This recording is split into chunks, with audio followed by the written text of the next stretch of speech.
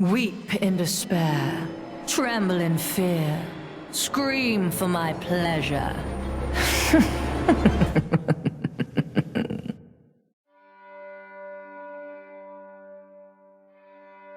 Markiona, the Puppeteer of Death, was a woman utterly obsessed with dominating others.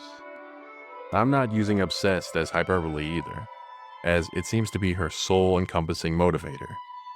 Red is the color that often symbolizes dominance, so it's fitting that she has red eyes, as that seems to be all she seeks.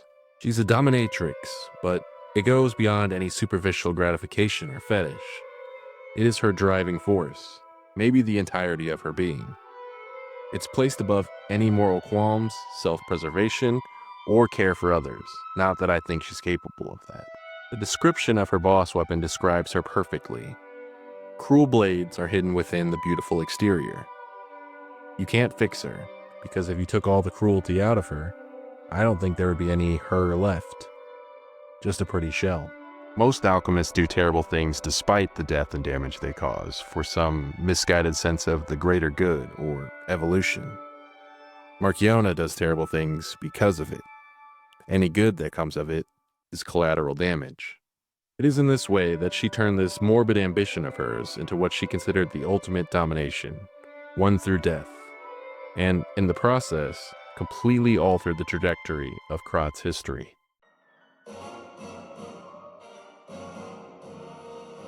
Markiona grew up in the workshop union and was known as a child prodigy. For reasons I will get to later, I believe she was raised by Camille, who was Geppetto's wife and a master technician in her own right. Regardless, growing up in proximity to two such geniuses no doubt helps explain some of her incredible creations, but also, some of Geppetto's control issues may have rubbed off on her. I can't help but wonder if seeing the way that she turned out has something to do with why Geppetto decided to dump Carlo off at Monad Charity House. One of his letters mentions him believing this was the better choice, instead of him growing up in a world of ash and ruin. Maybe it's because he's seen firsthand what can happen to a child growing up in the workshop union, and he doesn't want him to turn out to be a monster like Markiona. She left the workshop union for the alchemist after the fateful accident that left Camille dead. Because of the crumbled interrogation log, I do believe this actually was an accident, as that's how it was referred to, and there's no real reason to sugarcoat it in a candid conversation between alchemists. However, I do think Markiona played some great part in causing the accident, as the accused wanted her disposed of, and notes that instead, the elders decided her abnormal tendencies held value, and invited her to join the ranks.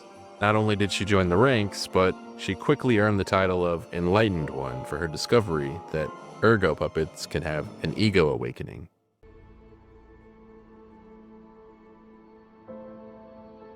From the first discovery, Camille, item description, we know that the first puppet the alchemist found with an ego was a maid puppet named Camille. The puppet acted against its designed functionality and saved a baby who fell from a crib. Camille was able to send a message to investigators. Send me back to my child. The Madman's Journal, written by Geppetto, corroborates that this Camille is indeed Geppetto and Carlo's Camille, as he cites her message but laments that he cannot comply.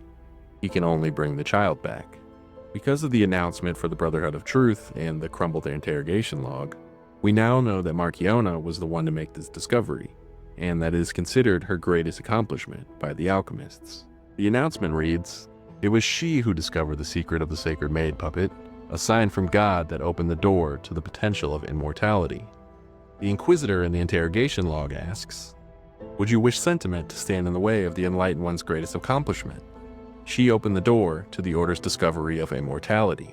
The most interesting part about what the Inquisitor says is that it's in response to the accused asking, what kind of monster implants the heart of the person who raised them into a puppet?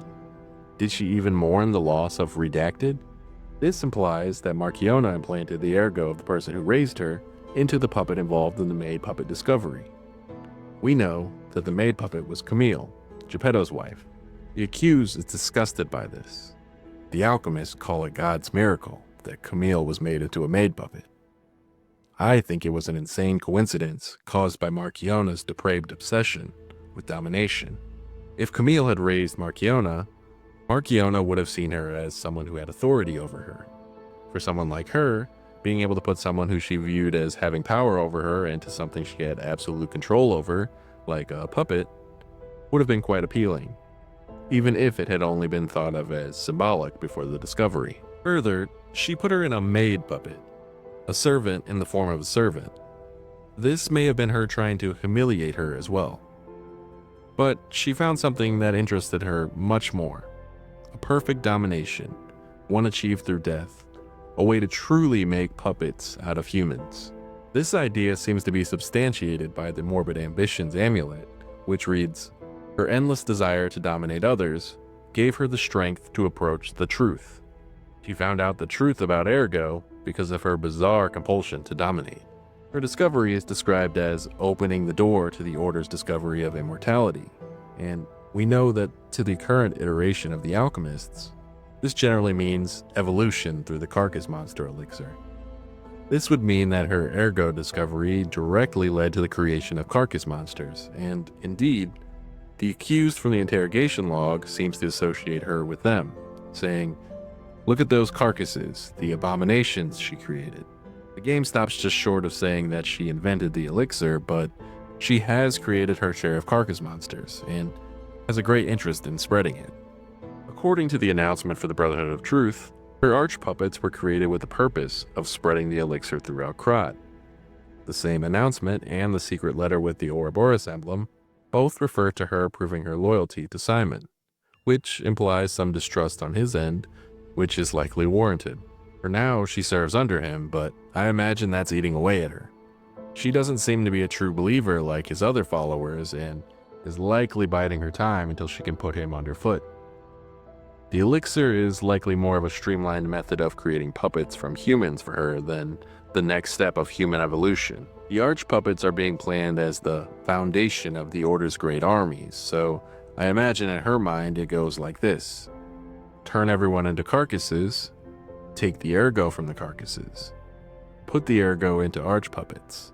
She controls the arch-puppets, therefore, she controls everyone. Welcome to Krat Zoo.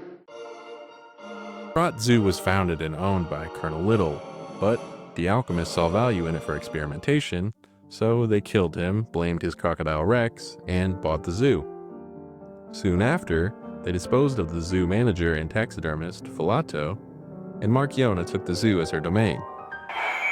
This zoo is my domain. Apart from the horrific experimentation on the animals and patrons, Markiona produced other notable work here as well. She was holding Rosaura, a puppet created as a friend for Carlo Geppetto, in a birdcage before the white butterfly helped her escape. According to the secret letter with the Ouroboros emblem, Markiona seems to have been studying her for a way to bypass the Grand Covenant, to force some puppets to follow their orders, which she was successful at doing. This is why random non-arch puppets attack us during the DLC despite the puppet frenzy not happening yet. She also seems to be vaguely aware of Geppetto's Law Zero, but was not successful in figuring it out before Rosaura escaped.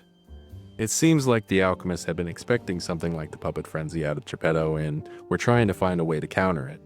According to the Changes to Reconnaissance Orders letter, Rosaura's recovery was abandoned due to the imminent legendary Stalker attack. Speaking of, Markiona, like everyone else, apparently considered Leia her rival, but Leia just wants her dead. This is a message for Markiona, my sadly not departed friend. Leia leaves a warning for her as she passes through her workshop looking for Romeo, which seems to imply Markiona was responsible for Carlo's death. She says it should come as no surprise she suspects her of taking Romeo, and that any lackey she killed on her way through is partial payment for what happened to Carlo. We have a loading screen that tells us that Carlo died from petrification disease, and he definitely had to have some kind of brush with it, whether carcass version or regular, to produce his Ergo for Geppetto to use it. Further, Rosaura gives us an ominous ruined secret gathering invitation addressed to Carlo from the alchemist inviting him to the Devil's Pit. Plus, Markiona has a history of infecting people, so I'm inclined to believe that she was at least involved. Between Carlo and Camille, she may be lucky that we get to her before Geppetto does, but this may also be why her dominion, Krat Zoo, burns down shortly after the puppet frenzy begins. The name and design of one of her creations, Death's Talons, betrays a perhaps more wholesome fixation on birds in flight that she holds onto between her work for the alchemists. She may describe the interest in her own terrible way, though, saying that she wants to dominate the skies or humiliate gravity or something like that. Although, to my knowledge, there aren't any bird carcass monsters at the zoo, so she may actually have a rare soft spot for them. She waits for Arlecchino in her birdcage, sitting atop a throne of puppets. I was told that murderous puppet had come to call on me. While I have no doubt that she would do this anyway, I can't help but feel that she may have prepared this just to get under his skin. I think we may have been robbed of an absolutely golden interaction if those two had met, but unfortunately for her, she gets us instead and dies crawling on her knees. No, it can't be. I can't die here.